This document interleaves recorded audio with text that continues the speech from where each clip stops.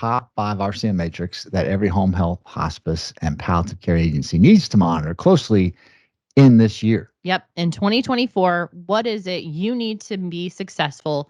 And knowing that metrics are more than just numbers, you have got to be on top of these in order to make your 2024 successful, financially stable, and ready for growth.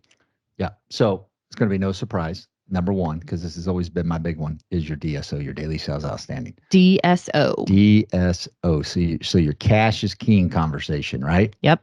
So think of this as your efficiency champion. It tells you how quickly you're returning care into actual cash. Yep. Which at the end of the day is the lifeblood of every agency. And don't forget to drill down, Michael, monitor DSO by payer and by service types, just really to identify any areas where collections might be lagging.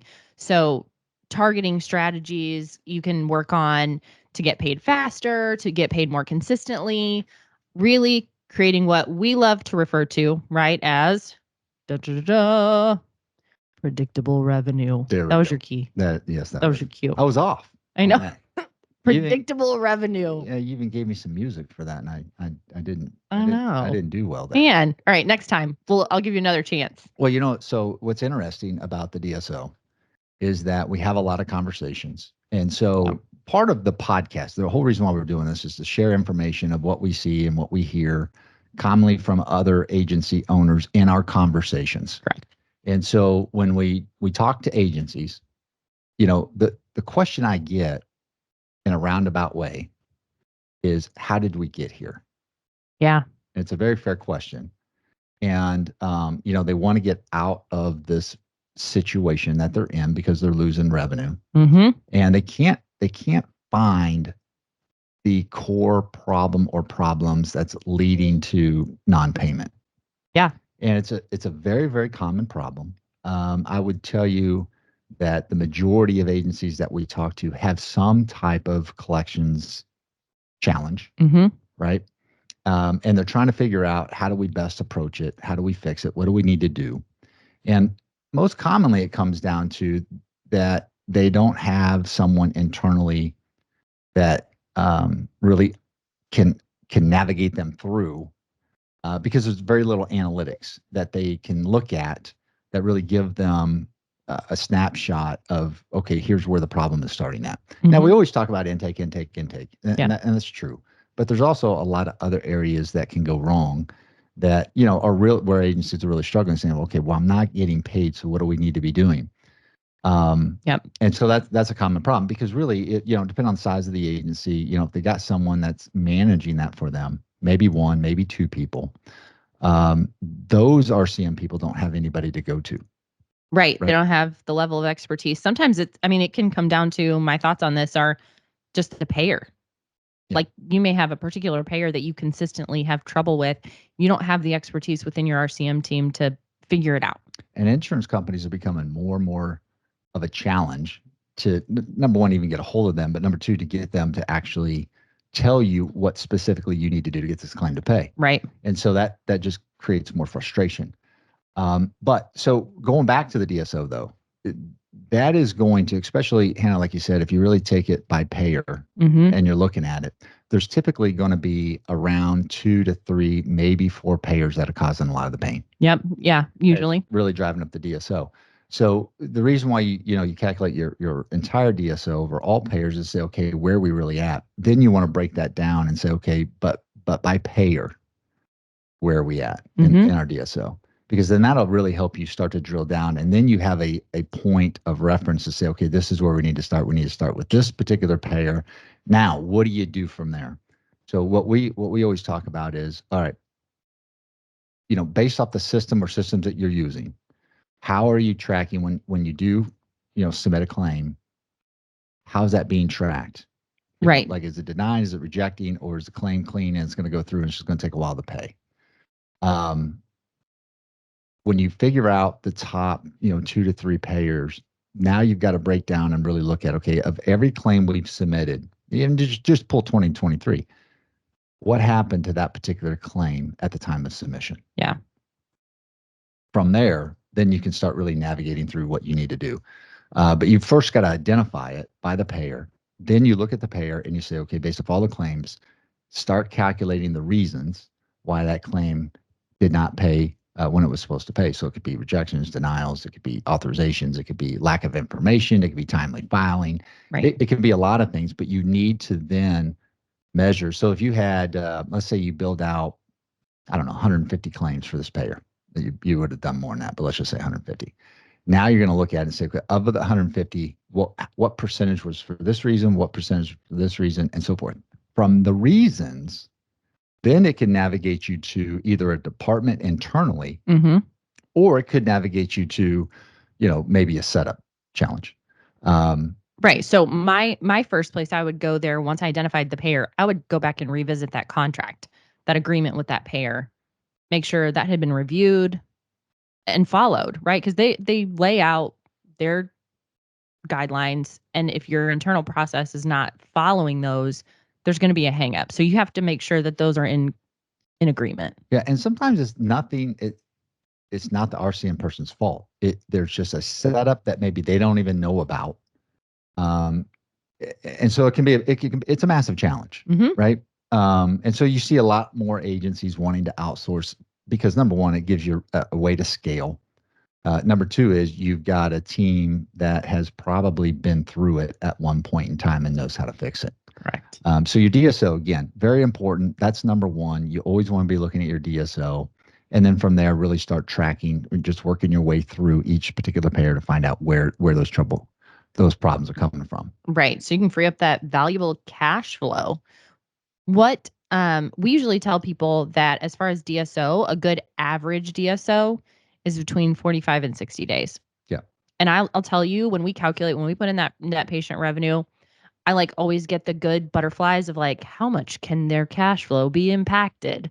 Because when you're just shaving off a little bit of time, it's those metrics that add up.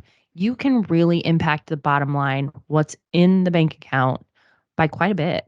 I mean, every time we show someone the DSO calculator, we figure up their DSO. It is shocking that when we show them where it should be, how much more cash they'd have in their account. Yes. And that's cash that they could do whatever with. That's right. It could be causing them not to have the growth that they could or that they need to have right now. Now, the enemy of reimbursement, we call this the enemy. The enemy is the denial guy or gal. Should we say it's a gal or guy? Oh, it's a guy for sure. Okay. You're probably right. Yeah. So this is the enemy. So denials are definitely the roadblocks. If you think of a highway, and you're just streaming down that highway, and then all of a sudden, boom, you got a barrier right there. That's your denial guy. Yep. That's your orange cone. You don't want to see that. Nope. And so you really want to aim for a denial rate of 5% or less. Yeah. Because every rejection claim cuts to the bottom line. Sure does. It just delays your time in getting paid. And so you really got to have your RCM team that is preparing monthly and having conversations with you about, here are the denials that we received this month, even if those denials have been fixed, right? Right. Because again, you see a lot of times they fix it on the back end, but they never fix it on the front end, right? So that's what we define as insanity. But I tell all agency owners this, or administrators, you've got to get involved. Yep, you've got to dig in to those common denial reasons, like you've said so many times, going line by line with this claim, or adjustment types, right? If you're seeing consistent adjustments having to be made, just identifying those patterns so that you can implement strategies for accurate coding, accurate documentation. I mean, prevention is really the key to getting paid as quickly as possible. That's correct. Now, your first pass acceptance rate. Now, as you know, everything's got an acronym, right? So this is your FPAR. Is that really an acronym? FPA. I made it up. I think FPAR. I think if you take the first pass acceptance rate, that equals your FPAR, right? First pass acceptance rate. Okay. Yes, I'm familiar. Yeah. So it measures the percentage of claims accepted by the payers without edits or corrections. So think of it as getting things right the first time. Right. That's the prevention is key piece. So you want to shoot for 95% there as well. Yeah. So really, fewer edits means faster reimbursements because you're not having to go back and change things. It's saving time. It's getting you money faster. you've got to do those pre-billing audits. And coding compliance tools are your best friends here. Invest in them, train your team, and watch your FPAR soar. The FPAR. I love it, right? I don't know if that's really a thing, but I like that we're calling it that. Yeah, the FPAR. The FPAR, your first pass is acceptance rate is what that is.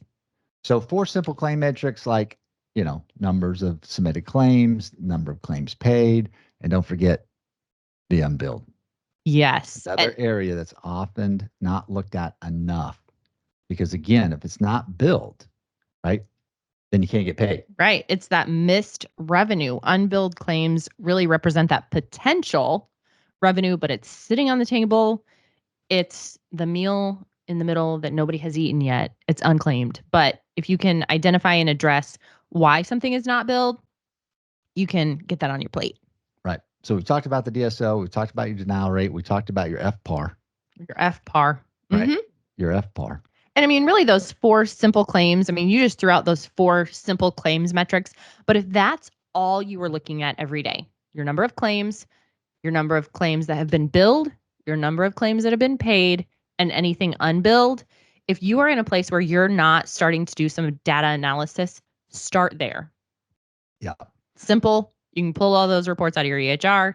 Done. Yep. So the way we like to look at this, and this is the way that I think is the best way to look at this, is that at the end of every month, you need to have a scorecard. And the scorecard is nothing more than your aging AR, because really that is the scorecard. And when you're looking at your aging AR, you have to look at everything in each particular bucket, and you're looking at by each particular payer. That's where the conversation that when, as an agency owner or administrator, when you're meeting with your RCM team, they need to bring in the aging AR, and then you need to have the conversation around, let's look at the scorecard. And the scorecard is the claims in each bucket and the amount of those claims and the value of those claims. And when you say buckets, you're talking about the date ranges. Yeah, 0 to 30, 31 to 60, 61, whatever. Just want to clarify for anybody out there who doesn't know what our buckets are. Yeah, and I like colors. So what I say is your 0 to 60 bucket is going to be your green. Okay, so that's good. It's a go. It's a go. Your 61 to 90, this right here is where everybody needs to focus their attention on. Is your 61 to 90, whatever's in that bucket, when you're having that end of the month meeting, you need to be very specific on what are you going to do in this next month to get these claims in the 61 and 90 bucket paid. So if you think about it, if you have those conversations every month, so in that 60 to 91 bucket, let's say there's 300 claims. What I would do is I would tell my RCM people, person or people, is that of the 300 claims, you divide that by 21 working days, and that's how many claims I need you to touch per day. So what's that, like 13, 14? Just in that one bucket to ensure that those claims don't continue to age. Yep. Because I believe you should have no more than 5% of your claims past 90 days, no more than 2.5% past 120 days. Right, because you got to have a 95% FPAR. That's right. That's right. So that was good. But the reason why I'm so passionate about this is because if everything really is set up correctly, and if it's being monitored and you're having these conversations, no one can convince me you should ever have a claim really aging longer than that. Right. Nothing past 90. Right. And if I owned agency today, I'd say I want nothing past 90 days. That would be my goal. That would be my zero tolerance. No claims past 90 days that has not been paid. Now, you also have to be realistic that depending on the situation of where the agency is, it may take some time to get there. Yes. But that should be the expectation moving forward. And the way to accomplish that is to take the scorecard at the end of every month, look at those claims, have conversations about those particular claims. And then from there, you can dive in saying, okay, let's break these down. What's happening with these? Why aren't these claims paying? Why does this claim continue to age? What have you done? What do you need to do? Where do I need to get involved? Yep. Right.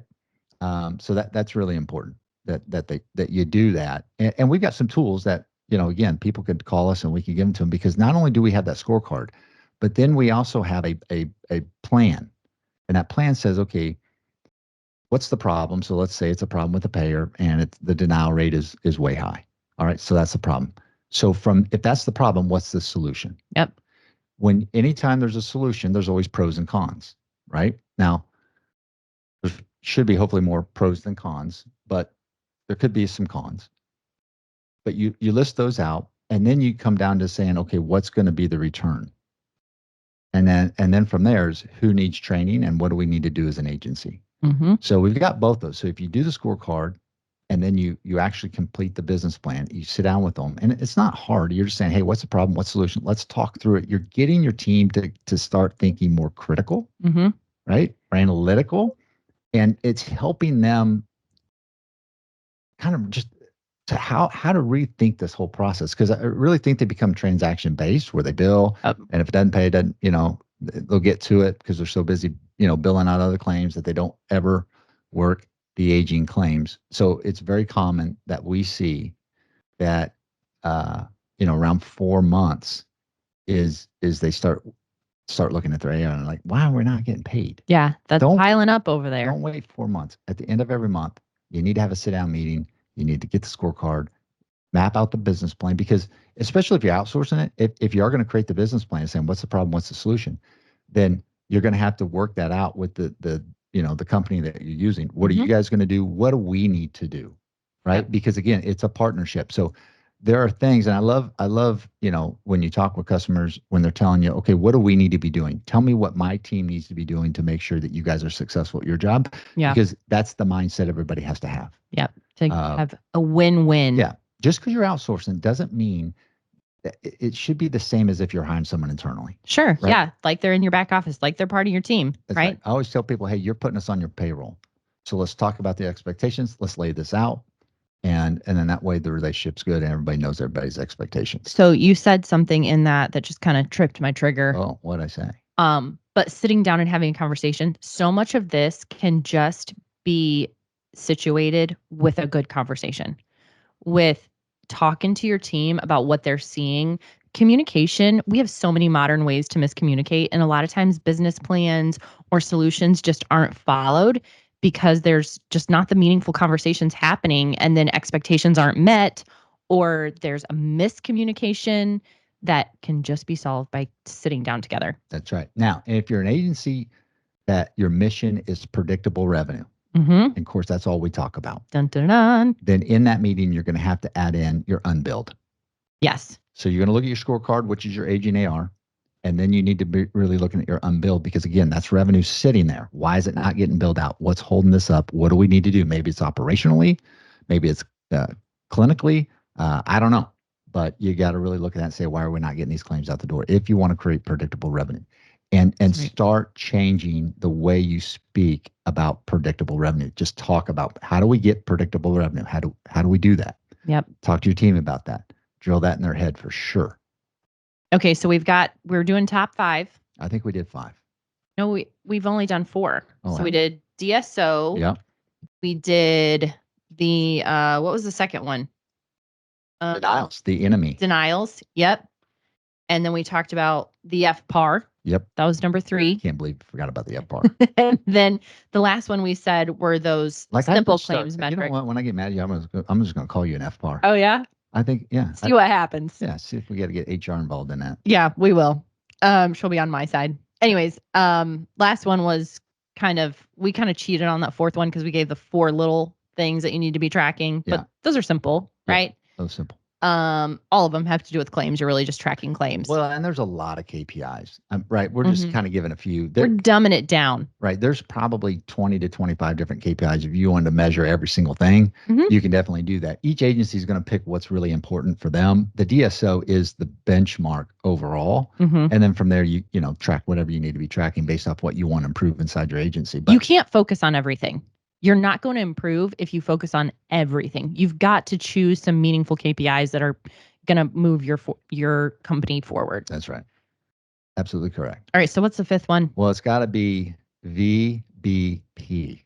Yeah. And I know we're really focusing on RCM metrics, but because there's such a dependent relationship on the clinical documentation and it impacts the metrics, we would be amiss if we didn't bring this up. Yes. So one of the areas is your clinical quality matrix. Metrics. Metrics. So matrix is like the box where you have the things and you tick off a matrix, like a matrices. Okay. You took algebra, trig? That's about as far as I got. All right. Well, anyways, these are metrics. They started putting letters with numbers. I was like, what is this? Oh my. We're doing slope intercept form with my children right now, and it's bringing me joy. That's ridiculous. Okay. Anyways, you don't love a good parabola? So matrix or it's a matrix. Metrics is spelled different than matrix. Yes. Matrix is matrix. Metrics is metrics. I don't remember what I said, but I meant to say matrix. Anyways, we're looking at the metrics. Dadgummit. The things you measure. Okay. These are the things you have to measure in order to be good. All right. So let's RCM for dummies. Yeah. All right. So OASIS measures, right? So you're including discharges? Yes. These are things that are just directly related to your value-based purchasing. Okay. So go for it. Discharges to the community. Yep. Keep going. I like how you're doing it. Improvement of dyspnea. Yeah, I didn't know how to say that word. Oh, improvement of managing your meds. Yes. Total normalized composite change in mobility. Yeah. Mobility. Those are all of the movement. Total. I knew that one. Okay. Total normalized composite change in self-care.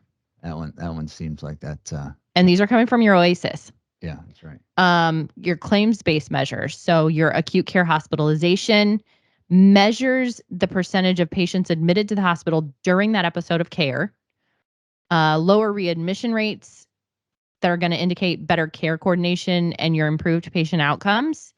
Reduced hospitalization rates, which is going to suggest effective disease management and other prevention strategies. So all of these things, I mean, I know we're not going to go into huge detail. Just want to kind of grab some things here to kind of throw out there. And I'm not actually the authority on this for sure. Neither are you. Sorry, we're not clinical. Right. Band-Aid is about the extent for me. And then HCAPS, of course, measures. So your survey-based measures, your care of patients, your communication between your providers and their families, specific care issues, and then really just kind of the overall rating of your home health care.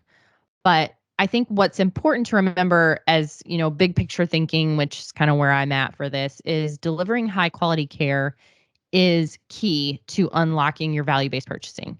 So when we think about value-based purchasing and how we talk about it in our team as a leadership group, we're looking at, for value-based purchasing, how operationally can you set a focus, right? Because we're headed into 2025 really is kind of the focus, right? Because the first payment adjustments based on 2023 and 2024 performance are going to occur in 2025. So this means, are you agreeing with me? I'm agreeing with you. Okay. This means that the time to focus on these metrics, the time to focus on your quality and your accurate documentation is now. Because if you can master these RCM metrics, then we can navigate 2024, ensuring some financial stability now, and then paving the way for this thriving agency payment in 2025. Right. That's the goal. I mean, that might be a little fantastical, but that's the goal. Yeah. So you look at your data utilization for VBP performance. You got training staff to effectively use data for your value-based purchasing performance is critical. So this includes understanding how to interpret and to apply data to drive quality improvements and to achieve positive outcomes. Then you have the reduction of unnecessary costs and hospitalizations. So again, staff should be trained on how to evaluate ways to reduce unnecessary costs and minimize hospitalizations through effective patient care.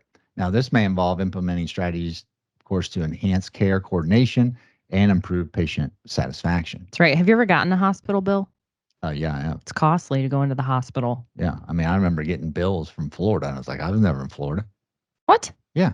Like a radiation or radiology or something like that bill. You ever got those from a different state? That's because that's where they bill from or whatever. But I was like, I don't know. I had to get a rabies shot once when I was on vacation in Florida. So I did get a bill from Florida, but it was legit. But you were in Florida, yeah. Yeah. No, but just think about the cost of hospitalization. And really, when we're seeing reduction in cost through home health, and then we have a patient go back into the hospital, it's just at times, right, can be an unnecessary cost. And if you're providing the care, you can help reduce those unnecessary costs and minimize your hospitalizations. So then you got your QAPI. So another acronym, right? QAPI. QAPI. It's missing a U. QAPI. I know. Well, it stands for Quality Assurance and Performance Improvement Programs. I know. I just hate to see a Q without a U. It's like one of those rules in school. You were like, Q never comes without a U. It's its companion. Okay. Anyways, QAPI. So this is training your staff on the use of agency QAPI programs to boost improvements in weak areas. Can have significantly impact your value-based purchasing outcomes. So this involves equipping your staff with skills to identify areas of improvement and to implement effective quality improvement initiatives. And then, of course, your value-based training for home caregivers is value-based training for home caregivers. Why is that hard for me to say that? I don't know.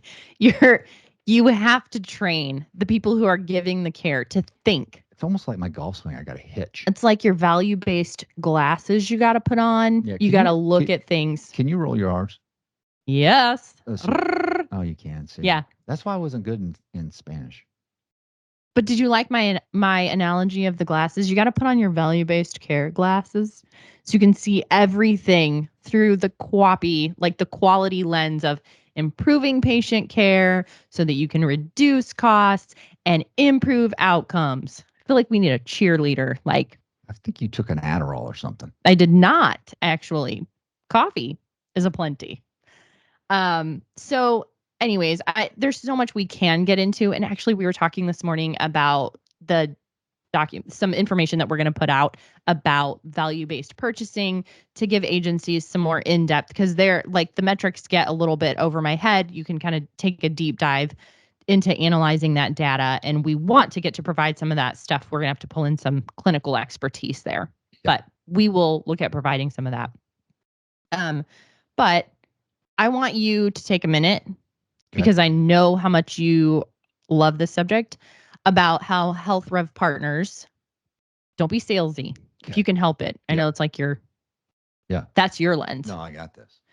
How we are working really to support agencies to have regular insights into these metrics. Well, so first, we've come to the realization that outsourcing is not for everybody.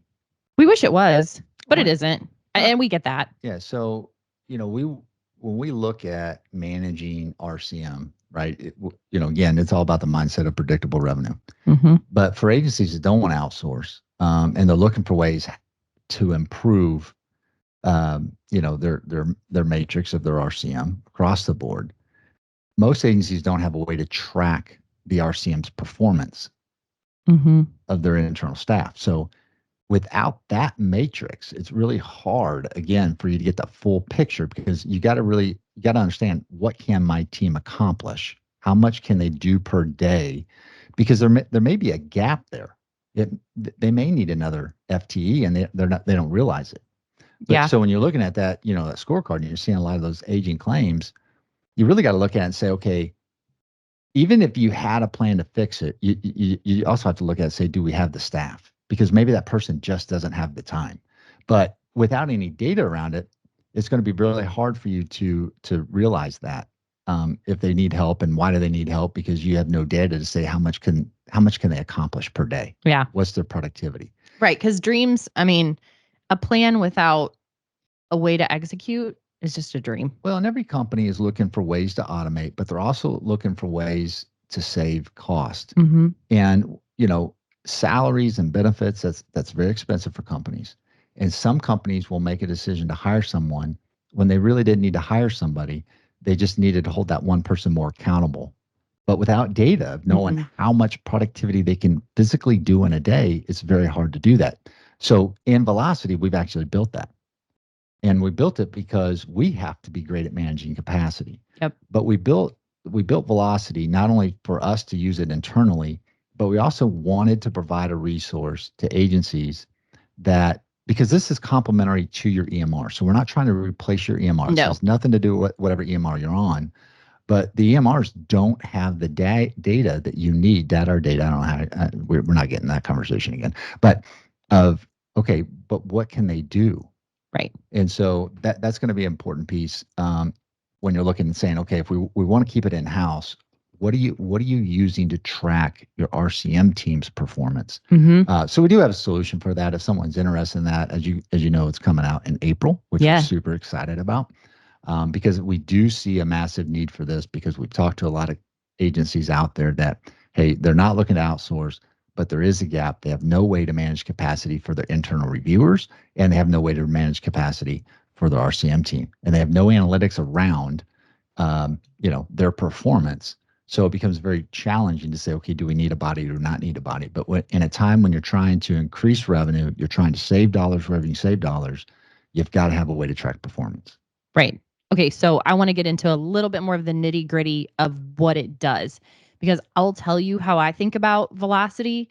It is like, well, you mentioned that it doesn't matter which EHR, EMR, it's EMR agnostic. So you could set it on top. It's a tech stack on top of any EHR, but it is like the central nervous system for what's going on within your agency, right? It gives you those firing thoughts, the metrics to make the decisions. And so we're talking about two sides of it. Yes. Listen, I was accusing you of getting really salesy. Yeah. And now I'm just going to lay it all out there. But so you've got the coding and review side, and then you've got the whole revenue cycle management side. So really two separate dashboards, two separate ways to measure all of these things that you need to know internally, right? We use this internally, and then it came to our attention, why can't agencies have the same ability to use this themselves? That's right. So on the RCM side of velocity, there's really two key things you look at. Number one is going to be your dashboards, because it's going to have your submitted claims, your build plan, your build amount, your payments. It's going to calculate your DSO automatically for you, which is that piece that you're by payer. By payer. It's going to look at your adjustment types, your payer types, your claims by status, your aging claims pending. It's even going to give you reasons for non-payment. So we talked about how important really monitoring your non-payments. What's those reasons? Where are they coming from? Our dashboard does that. And then it also looks at your top 5 payers that are potentially causing bottlenecks in your receivables. So those dashboards you can look at just by drinking a cup of coffee. We say it all the time. Now, the flip side to velocity is then it can also look at your RCM team's performance. And I have not seen anywhere where anybody's tracking every single claim from every single bucket. And what I mean by that is every time I have conversation, and you think about this, if I'm an RCM person and I'm billing every day, and if you're outsourcing and you're using a company, chances are that RCM person is also billing for other companies. So naturally, the question comes to me is, all right, number one, how much time are they spending on my account, right? That's the first question. Number two is, how do they know what claims to work and when? So we created the RCM performance, which what it does is it takes your claims and it puts it in every bracket or every aging bracket that exists. It shows you the number of claims that are in that bracket, and then it shows you the number of claims that have been worked by either your internal team or the outternal team for those claims. Outternal team. You like that? For those specific claims. So in other words, we have a theory of no claim gets left behind. Yes. Which means that we are tracking 100% of all claims that are in your aging AR at all times. And because of that, we have seen a reduction in people's receivables by 30%, which is fantastic. Right. So it's so fantastic that I think agencies need this if they're not outsourcing. Yeah. Because it is a complete accountability platform that your RCM team now has to be. I mean, they can't hide from what they're doing day in and day out, right? Right. Also tracks their activity, shows how many claims they can bill out, how many claims they can post, how many aging claims they've worked. So it's accountability for where are they spending all of their time. And the reason why we built this for several reasons, but one is because we live in a remote world now, right? We got people all over the place, and agencies are the same way. But the platform, here's the thing that's always missing from this, is if you have this platform, Hannah, here's my sales pitch. All right. You can hire an RCM person from anywhere. Yep. Because now you can see their activity in real time. So you think about recruiting, depending on where you live, you may live in a rural area or maybe a smaller area, and you're having trouble getting the right team in place because you need someone close. Yep. Now this takes your reach a lot further, and you can find the best RCM person no matter what state they're in, because now you can track all their activity from the convenience of your living room. Right, because Velocity actually lays out really clear workflows so that there's no mystification between you and them. That's right. You have insight into what they're doing. So it not only does it give you the ability to have a vast talent pool to choose from, because you can have insight from anywhere, you've also got a clear vision from documentation to the submission process. So it's a clear journey to predictable revenue. That's right. Then on the coding side, the coding side tracks everything, right? Mm-hmm. So every single chart that's submitted, that if your team internally is reviewing it, whatever change they're making to that chart, it's identifying where that change is coming from, the impact of that change, right? So did it impact PDGM? Did it affect outcomes? Whatever it is, right? It tracks it, and it drills it all the way down to each specific clinician. So you go back to the quality of care, right? We're talking about that as well. And that does have a massive impact, right? Yes. Because not everything's about reimbursement. I mean, you got to have a great brand out there. Right. So you got to provide exceptionally great care. How do you do that as an agency if you have no idea where the changes are coming from and from what clinician that's out in the field? Right. So and then what that impacts. That's right. So how do you improve that performance if you don't have the data to say, okay, Eddie needs some help in these particular areas? And so again, that's going to track that from a clinician standpoint. From a reviewer standpoint, if you have internal reviewers, it's tracking in real time how long it's taking them to review the chart. Mm-hmm. And it timestamps when they start and when they stop. So you now know the gap between, maybe it's 30 minutes, maybe it's 45 minutes before they get on the next chart. Well, that's a productivity. Right. But if you don't have a way to track that, then again, you may be thinking we need to hire another reviewer, when no, you've got two reviewers that basically are not getting the job done. Right. Or maybe you've got one that's super efficient and dragging the other one along. And if you just had some decent proficiency out of both of them, you'd be in a different spot. I mean, so from that perspective, it also gives you the ability to use these things for performance reviews. Oh, absolutely. I mean, it can be used 1,000 different ways. Yeah. It's a tool that, again, we saw was a big gap in the market. I never used to be analytical. Now I'm super analytical, which I don't understand how we got there, but we're here. And so when I look at what dashboards really matter, we're looking at dashboards for agencies that can improve performance across the board, as well as track all your productivity, because you've got to staff correctly and you definitely don't want to overstaff. Yep. And it's another way to evaluate people against each other. So, I mean, there's just so many things. I'm super stoked it's coming out. Stoked. I can't wait to get the information out. And again, this is not to be salesy, but it is to tell people that now something exists that can really help you take your agency. When you look at your tech stack, right? I think this has to be part of your tech stack. If you want to run the most efficient agency known to man, this is a critical piece, because it's gonna radically change your documentation out in the field. And it's definitely going to allow you to really monitor and manage performance across the board. Yep. And I think if we had anything that we could say, it would make us so happy if from this podcast you could do this. It's put these metrics into action. Yes. Let us help you do that. Let somebody help you do that. Do that within your agency. But remember that while we say knowledge is power, having these metrics gives you the power. Wisdom is what you do with them. And so your data can really be your roadmap to success.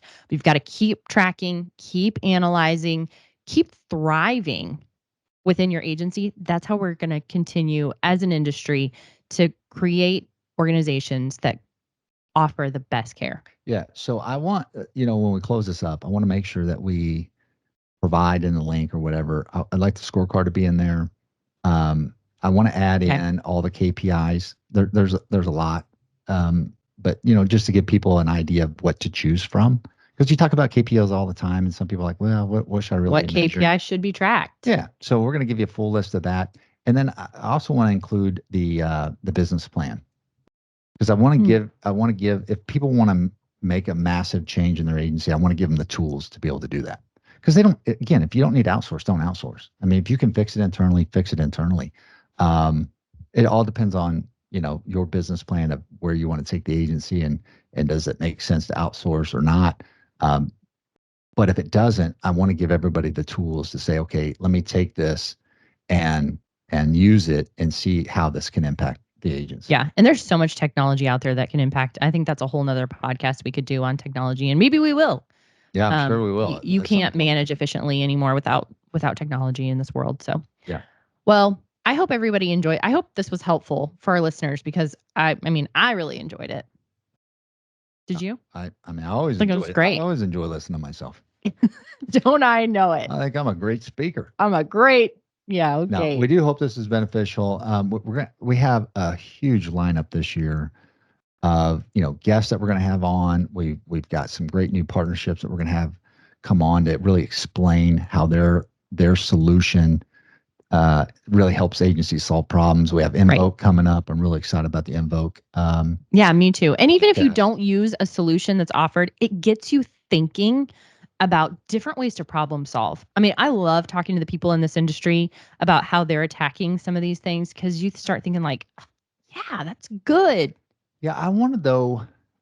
Yes, all that is good. I still want to. Well, no, it really is good. But I do want to caution agencies out there that it's kind of like I say this all the time. It's kind of like your home, right? You could have a different doorbell and a different alarm system and a different this and a different that. Next thing you know, you don't have anything really integrated, but you have a lot of things that you feel like you're just paying for. Yeah. And I don't want agencies to do that either, because I feel like you can go in and everybody's trying to pitch you a solution to, what you have, but you really need to look at what solutions are out there that kind of combine together, either within partnerships or whatever the case is, to where you're actually you're completing the puzzle. You're just not adding a lot of pieces to a puzzle not completed. Right. No, that's a really good point. You have to do what works best for you and put those pieces together in a way that's logical and really causes your agency to flow optimally. Yeah. So let's put the matrix into action. Remember, knowledge is power. We talk about it all the time, and data is your roadmap to success. So keep tracking, keep analyzing, and keep thriving. Yes. With all right. Until next time, thanks for joining.